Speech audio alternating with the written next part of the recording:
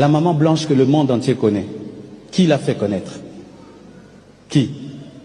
C'est moi. Elle ne parlait jamais d'elle. Les gens, maman blanche que vous avez connue, c'était moi son atalaco. Vrai ou faux? C'est moi qui disais elle est ceci. Même son carnet là, elle a écrit. Tu connaissais? C'est moi. La maman blanche que le monde entier a pleuré là. Qui a parlé d'elle? Elle ne parlait pas, c'était moi. Elle a vécu pour moi, j'ai vécu pour elle. Elle est morte dans la gloire, respectée. Parce que chaque fois que je prenais mon micro, je ne parlais jamais de ses défauts, je ne parlais que de ses qualités. Mais elle n'était pas parfaite. Elle avait des défauts. On luttait dans le secret avec ses défauts. Mais en public, je parlais que du bien d'elle. Na réseaux sociaux na yo, na publication na yo, publier yango. Soko saka influence, ezala wapi, parle de ça. Na kisasa basala ka recensement ya ba pasteur ba vrai. Ba pasteur muso ba utaka ba mboka kola ba Nigeria, ba muso ba bingi muso ya ba kabal juif. Nga pasteur na bino, j'ai été contacté plusieurs fois. Je vous dis vrai, nazali bosoa cher. Plusieurs fois contacté pour nous servir diable. Et Bappé ça ba salaire moko ya black té. Nga premier salaire ba proposant ezaki 2 millions de dollars par mois. Ça ba proposant 2 millions de dollars par mois pour nandima na changer église oyo et comme ya diable. Le risque en est que ceux qui ont changé l'église oyo comme ya diable. Tous les bandits baza kui baza dedans. Na batunyo sozomona wana basumba bango pas Satan. Satan a commis mayele. Alobi non l'épée la parole de Dieu souka. Écoutez la banane bazo prêcher la parole de Dieu. Banane baza na influence la parole de Dieu. Ah moi non le baka bien. Moi non tu ka bien. Batinde les batu. Ba proposer. Ya on se voit na zolo ba jeune baza mikolo bozo ou bobi mikolo pour na ko prêcher. Faut faire attention. Il y aura-t-il des propositions à Satan? Satan viendra avec ses propositions. À cause de l'action ba lix. Bah, mettre sa minen, tu auras le succès dans le Congo, bah, tu vas koye bayo. Mais après, ngana mona ndenge balele langa baye ko bonde langa pona njima na musala na bango ina boyaki. Et quand je causais avec Isaac Soki ba koti si pasteur, c'est que ba sumbi bino nyonso, boza bambeka. On va commencer à vous sacrifier et vous serez envoûtés. Attends, c'est que vous ne pouvez même pas voir ou bien comprendre. Et directement le pasteur devient l'idole et sa femme. Dans ces églises-là, on voit que maman pasteur et papa pasteur, bah idole l'église. Même si vous entrez dans l'église, tant aux autres dans l'église, vous avez déjà que non, au moins une place bien embellie, bien rangée, bien honorée. Des places, il y a papa. Tout le monde l'appelle papa, papa, papa. Satan a sali assaut pour attaquer des prédicateurs. Bah oui, bah tiens la vérité. Les lots bah comme bazo prêcher, ils ne prêchent rien, ils vous disent des choses inutiles. Tant que vous avez bosso, azulo bangamoko pour se pesabino, mais makambouana ezama lo banzambete. Aujourd'hui, combien de personnes bazo qui na ba église pour bazo délivrance na église pourtant que baza na poussa ba fandi ba chemulongo pasteur asala musala ya ko bikisa bango na mai na ye na mafuta na ye na ndako moko bakotaka kuna so koti kuna basali musala ya délivrance. Tu sais pourquoi? Ils ne savent pas. Ils sont déjà envoûtés. Démon azali asso azuba prédicateur ya taille et chaque fois basaka recensement pour recruter la famille. Affaire Marcelo. Donc, comme wapi na affaire Marcelo. Lelo Marcelo a porté Maman International plainte na pese bambo tebele bisika zali na Afrique du Sud par diffamation. Oh, bino ba pasteur bolo bakaki no bozelaka justice ya Nzambe. Bofunda rabatte pa ya Nzambe. Ndenge nini bokomi kosalela justice ya mokili. Pasteur Marcelo, batu peuple, moni peuple aka na besoin ya vérité ya loi ya Maman Blanche. Makambo na bino loi ya Maman Blanche soki o traitaki yango na privé. Mokili lingaka yebata, elingaka suka pe kaka na privé entre eux na ba famille. Mais vu que on a réseaux sociaux et les colons nango olo babo solo te ozo balola maloba mensonge est tellement ébélé bazokanga yo kaka na maloba na yo moko ndenge ozwa kobalola tourner. Ben non. Pasteur Marcelo, omoni soki parce que mboka na biso justice eza ya kopola, eza ya kokufa. Soki mboka na biso ezaki vraiment que non, République démocratique du Congo, là où la démocratie existe, des cas là ici interpellé que yo. Mais ba au Congo te po, oyebi nanya za derrière toi. Oyebi ba relation ni oyo zango. Même si ba reto le aux la mascarade pour faire plaisir aux yeux de tout le monde. Mais on mérite peut-être parce que ma cambozo ça n'a pas actes opposés, ça nous montre vraiment que yo mutu oza à la base ya liwa ya masinayo. Oui, maman Sala qui live, maman rappelé couple KMB que Ornélie parce que couple KMB basé en relation il y a bien basé en relation à bango connaissance na à l'époque couple Marcelo na maman Blanche perd son âme selon ndenge maman zolo bakeno un jour leur Ornélie moi si papa na biso KMB à cédé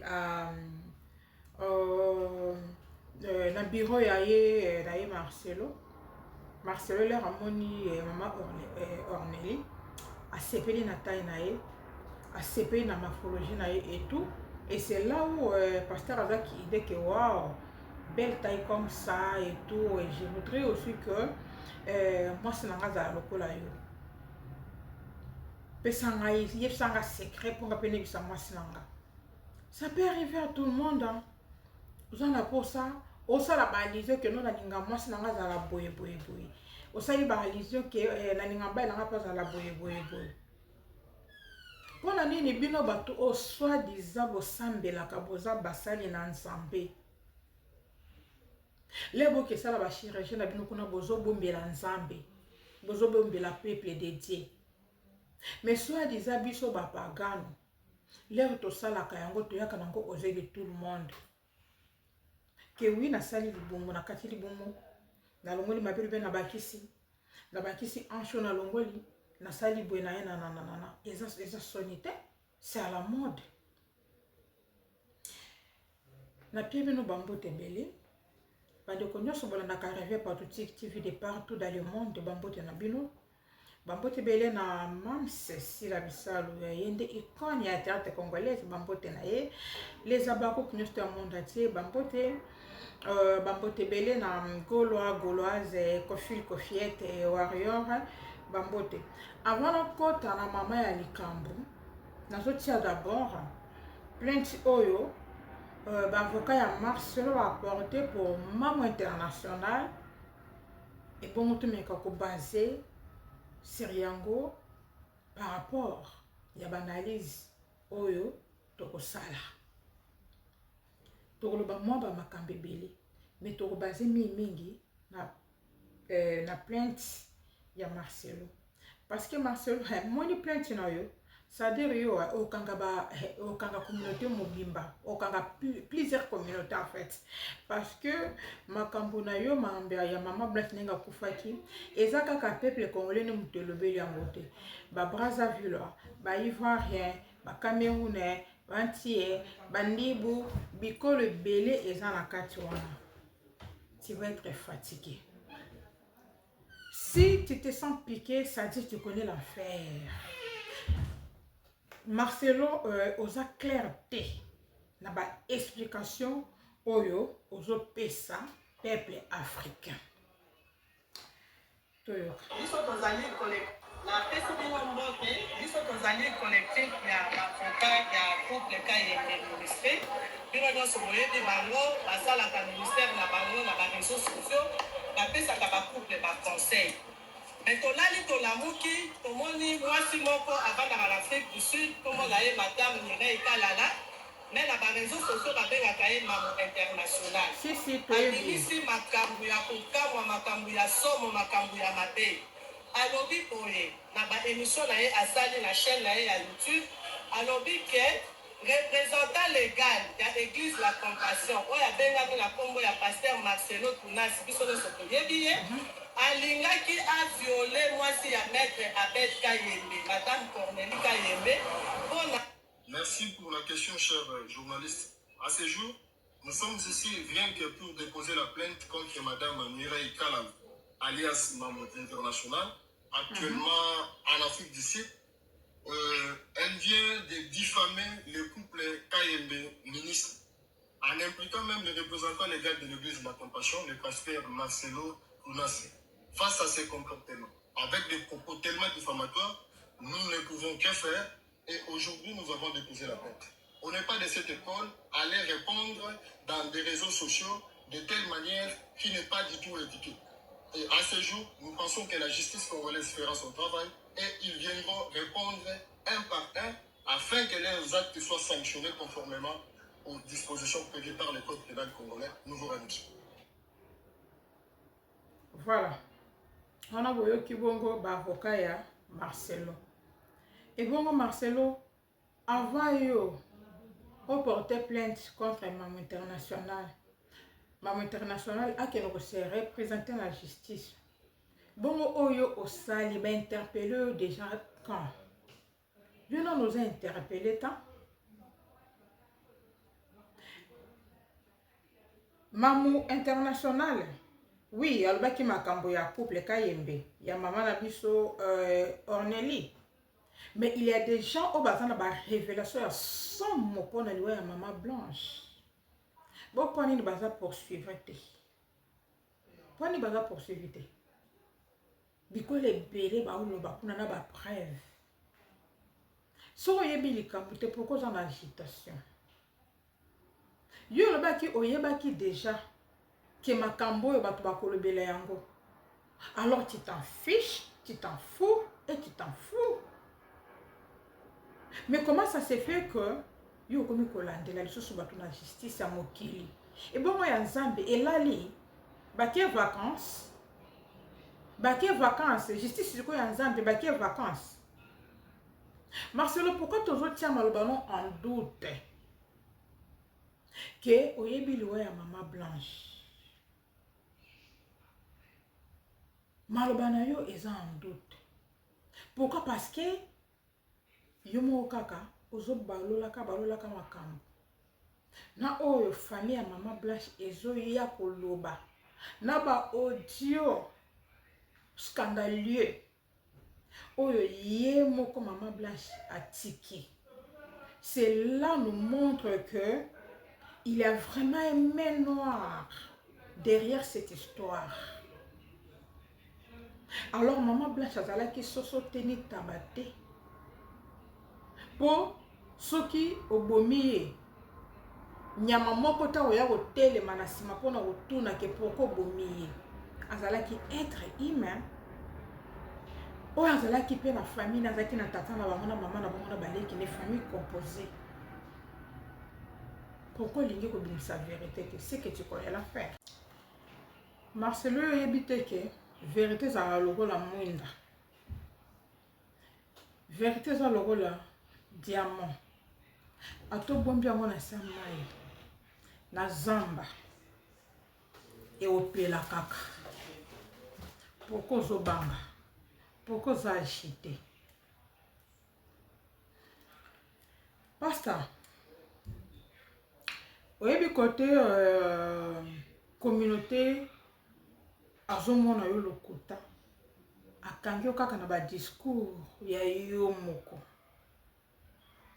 ensemble na bino to ka discours ya Marcelo pona liwa ya maman Blanche to découvrir que ana langage ya deux fois.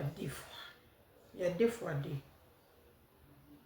Parti en Turquie samedi.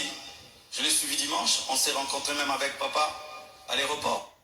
Avec papa à l'aéroport. Elle était partie en Turquie samedi. Je l'ai suivi dimanche, on s'est rencontré même avec papa à l'aéroport. Ah, lobby, maman Blanche, azalaki na fête ya mwana na ye vendredi. Fête c'est le vendredi, samedi, ake Turquie. Wana ye moko, pasta mto aoye bisamiso. Ye, pasta. Alandi Maman Blanche, dimanche après kilt. Bande kongate, ye moko. Kongate abatu, ye mto aoloba. Sikoyo, tolande tina suka, tomona ndenga zo changer ba date.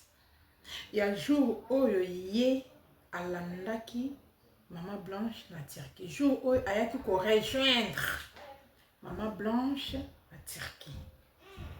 Elle était déjà partie. Elle me disait de venir. Parce que pour son opération, il fallait que le mari signe. Et je suis arrivé, j'ai signé. Même pour une césarienne, on signe. Ce qui est normal. Elle est partie, elle n'est jamais plus revenue. Elle fête vendredi, samedi, elle prend l'avion. Dimanche.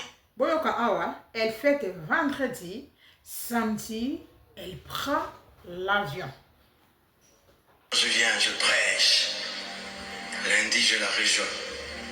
J'atterris mardi. Hier, Marcelo a été prêcher dans l'église dimanche. Lundi, a vu avion, atterrir mardi. Or, la version ya liboso, aloba bongote, la version ya liboso, aloba ke Maman Blanche a fêté fête ya mwana na ye vendredi, a voyagé samedi, dimanche, mobile après kilt à rejoindre ye. Mais la deuxième version a baloli. Alobi, Maman Blanche a ke samedi. Ye lundi a vu avion a commis Turquie vendredi. Directement, je vais à l'hôpital. On cause, on parle. Les mêmes vendredi, mardi, à quel hôpital? Basololi, à Samedi pour avant opération. La dernière conversation. Elle part, elle ne revient plus. Elle meurt mardi. Elle est partie en Turquie. Voilà. Aujourd'hui, il n'y a que des mensonges, vraiment montés de toutes pièces. Mais comme Makila Muntu eza makasi, Tanenge ezo ganga, oyo yo moko osala ba confusion sans le savoir.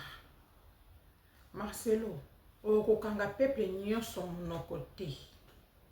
Non. Oko kanga peuple nyonso monoko ta. Oko kanga bafricain nyonso te o ba olobela likambo liwa ya Maman Blanche parce que c'est pas que des Congolais. Ba Congolais est belé. Ba YouTubers baza tellement c'est bien dans l'histoire oyoyo. Bozo menacer bango jour et nuit. Ba Maman International, ba Maman Congo et les autres. Bozo menacer bango physiquement et spirituellement. C'est là où ça nous montre que na kati na yo ton église na ya compassion ki bon nzambe ezate. Par rapport à l'acte oyo oza kopose. Nalandaki Maman International. Na évité ceux qui n'ont pas de ce soir. Tout quand on Maman International, na dossier il y a Madame Kayembe Orneli. Oui, c'est possible. Je viendrai te donner son numéro. Ah, ok. Quelque temps après, Cornélie qui s'emmène chez le pasteur Marcelo. Elle avait mis un pantalon et une chemise. Quand elle fut son entrée dans le bureau du pasteur Marcelo s'est levé de son siège. Il a fait une bise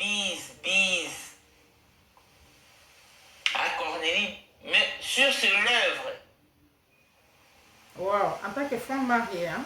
Directement, pasteur Marcelo s'est mis à déboutonner la chemise de Cornélie.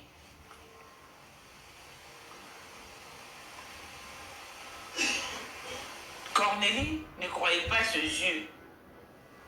Elle s'est levée du coup et a pris la poudre d'escampette.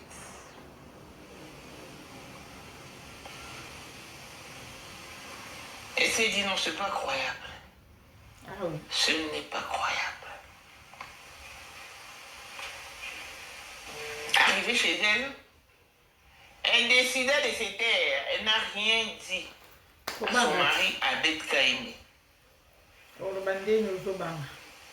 Qui peut te croire? Et un jour, elle racontait le fait, comme je viens de le faire ici, à ses amis.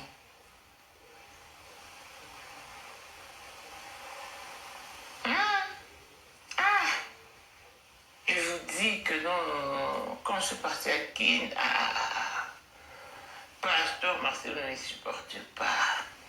Il a tenu à ce que son épouse fasse aussi des retouches, des opérations esthétiques.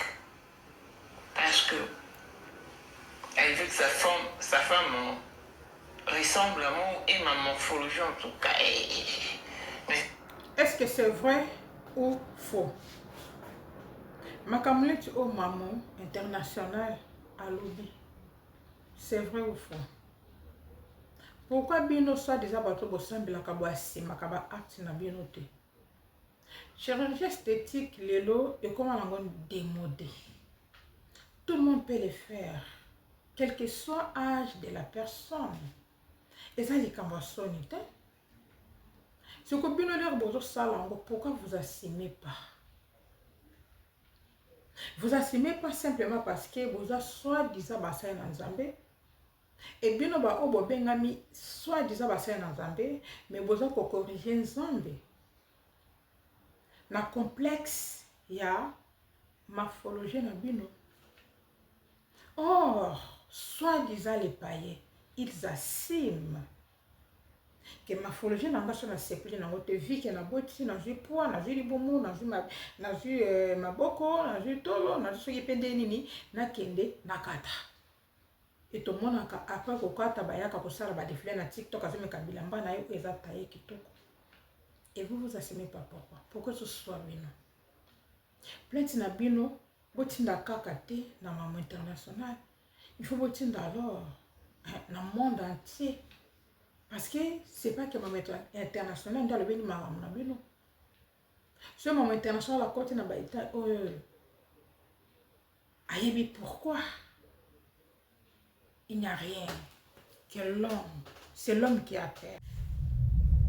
La famille. Pour finir, Toyo ensemble Nabino. Déclaration ya Marcelo, la chair. Pour la belle famille. Suite au décès de mon épouse Blanche, j'avais pris l'initiative de faire construire une maison pour ma belle-mère en mémoire de sa fille. Et c'était ça le plan d'ailleurs. Je ne sais pas s'il y a les photos. C'était ça le plan de cette maison R+1. Par amour pour elle, par amour pour sa fille en mémoire d'elle. Sur la parcelle, ma parcelle qui est à Bibois, 10 mètres sur 30 que j'allais lui donner. 10 mètres, 15 mètres sur 30. Ou 10 mètres sur 30, j'ai oublié. Alors, lorsque j'ai décidé de le faire, le projet était déjà en cours avec son fils et un architecte, d'ailleurs celui qui est en train de nous construire ici. J'ai décidé d'en informer également la branche paternelle de la famille, pour des raisons de transparence. C'est alors que l'on m'a demandé de donner la même chose en espèces pour la famille paternelle, ça veut dire l'argent que je vais dépenser pour construire cette maison pour la maman, que je donne aussi la même somme du côté du papa. J'ai expliqué que je ne pouvais donner que 250 000 $ pour l'ensemble des deux familles considérant que je n'ai qu'une seule belle famille. Tout ce qu'on a. Marcelo a déclaré que suite à la situation, il y a comme Libango et tout, a décidé à construire une très belle maison na maman ya Blanche. Oyo nanda kona bakobengango 1+1 comme souvenir. Mais la construire ndako wana famille à tata pe esengi pareil. Mais après ça bango secours en liquide na montant ya 250 000 $. Ngana mamu etekenga eza montant ya mbongo oyo Marcelo a prononcé na monoko na ye. Ngana lingi na yeba kaka Marcelo aza pasteur. Marcelo travaille nulle part à part dans les églises. Marcelo, il est nulle part sauf dans les églises. C'est quoi 250 000 $. Marcelo yozango wapi. Obilo ko baba monta ya mbongo modèle oyo. Na pays oyo vraiment. Et na pays oyo justice sala ka musala nango. Il fallait d'abord arrêter yo pour justifier montant ya mbongo oyo ozoloba. Mbongo ngo eza en liquide ou ezala na banque. Marcelo ce que foutara pas quoi l'état. Donc otala kaka église non ndenge zawana na bandimi o ba en église na yo. Peut-être koza na 5, 10, 15, 20 églises. Do bandime na ka bambonga bandime na ndeka ba pesa ka badimi na offrande. Yango za na capital wana po oza ka na capital à 250 000 te si koza nango plus. Po parce que les oza na makoki ya ko pesa na belle famille 250 000 $. Si koza nango plus. Marcelo, il faut dédommager l'État congolais. Est-ce qu'il faut d'abord pas? Ou, hormis côté anayo, côté kakaputulu, ou côté kakanzoto, ça a des fois des. Parce que je ne crois pas. En tout cas, je ne sais pas. Hein? Je ne sais pas. Que mbongo wana nyoso utaka kepa ya bandimi. Alors bino bandimi bosambela kepa ya ba pasteur wana ba pasteur commerçant. Ba pasteur commerçante. Bomoni ba monta ya mbongo oba mbazala nango. Pendant que yo okawaka moi l'échanger au changer mbongo. Okawaka moi na somba zikida pour oteka matungulu. Ozoka ukamoi na zando en tant que chair na weza matete na weza lemba na weza liberté na weza gambela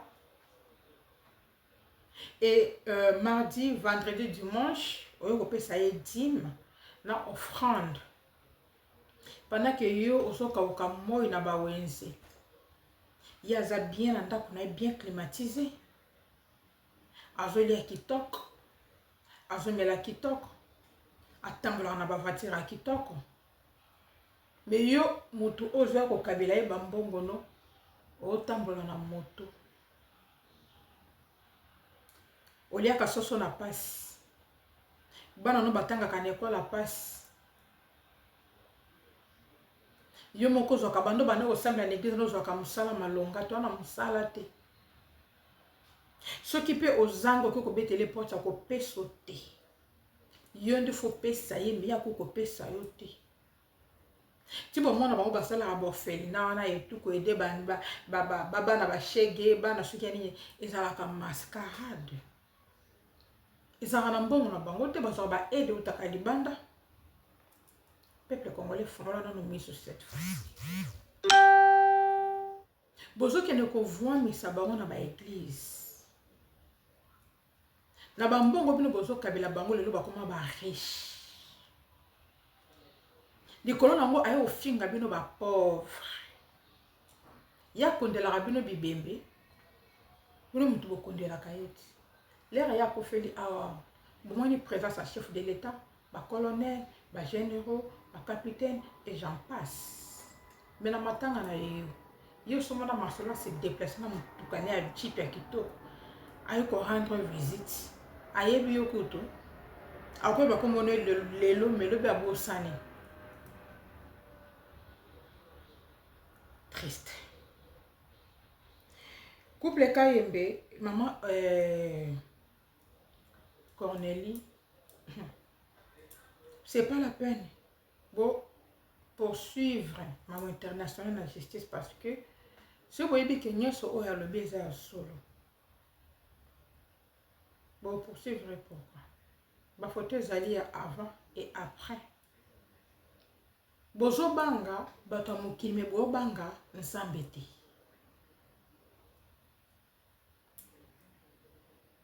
Jésus-Christ est moko. Moi, j'aime pas cette phrase-là que on touche pas au oin de Dieu, on touche pas au l'homme de Dieu. Non, mais surtout l'homme de Dieu. Parce que yemoko Jésus-Christ, ma critique qui est, ma bêta qui est, ma crucifié qui est. À combler plus forte raison encore. Bien le temps qu'il coûte à l'écoute.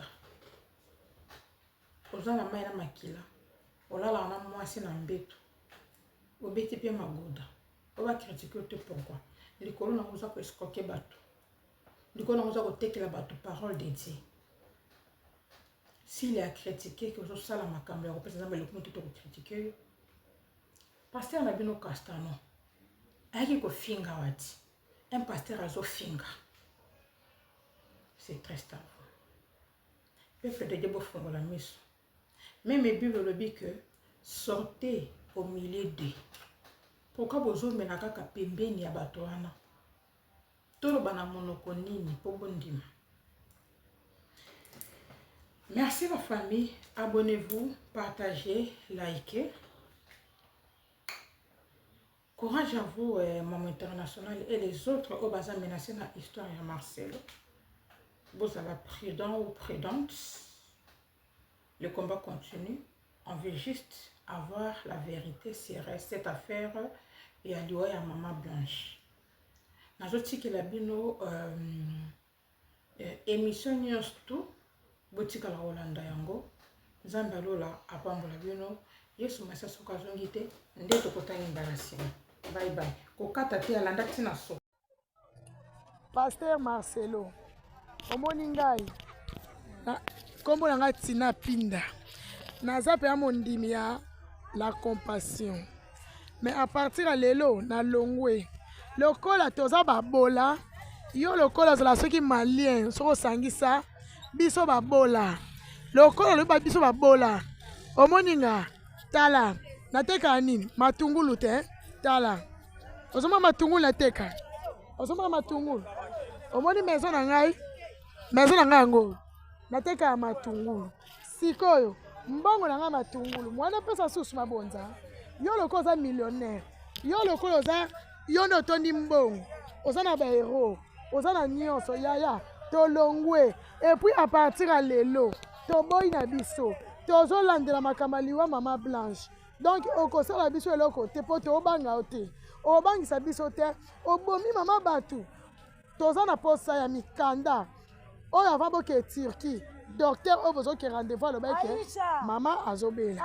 Tona posa mikanda wana, toza na posa mukanda ya oya poto oya Turquie ba pesa kibino po bozwa moyen ya déplacement maman qui se faire opérer na Turquie. Toza na posa mikanda wana. Alors à part ça to boy, biso tozo senga. Biso tozo senga. Pona Maman Blanche, justice. Justice il faut ça. Justice en bon il faut ça. Maman Blanche, il faut justice, vraiment justice. O kozana kimia te po makila ne ozaka na mutuna yo. Po obang samson elo côté to obang ote, o laisse à Congo te na mbongo na bino ba kiss, ba pasteur du Fouat, pasteur Andoki, pasteur Angulu ya Mbwa, pasteur Marcelo Tuna si zoba. toboyi. Biso bato la compassion, toboyi. Compassion Angola, toboyi, toi la kata Luanda. Toboyi, toboyi, toboyi. Comment la maman Blanche Boué, moi j'interdis toute personne, parce que moi j'ai William au téléphone, j'interdis toute personne qui prétend dire que maman Blanche était d'accord, Nabakis et tout ça, parce que moi au début quand je ne comprenais pas aussi, je l'accusais. Parce que je dis, tu habites même maison avec un homme, tu fais 4 enfants, ce qui combien wana, automatiquement il faut yeba. Sachez que si cette dame a donné sa vie, c'est parce qu'il y a beaucoup de choses. Au fond, Nananda Kumobala Osa Makambu, osons découvrir petit à petit. Osons mon la différence, Moko. Cette femme, bolo bate, ceux qui bosa au courant, si Dieu ne vous inspire pas, le véritable Dieu, ceux qui bosa habiter, ne venez pas dire des conneries sur cette dame. Cette dame a donné sa vie parce qu'il y a beaucoup de choses qu'elle avait découvertes au fur et à mesure. C'est normal quand tu as vécu avec un homme, tu découvres les choses. Et puis ça comme moi ralenti, et puis ça comme moi mawa, ozo kana souci, na regret, pona ko pumbwe, pona ko kende, ezaka passe. Ezaka difficile.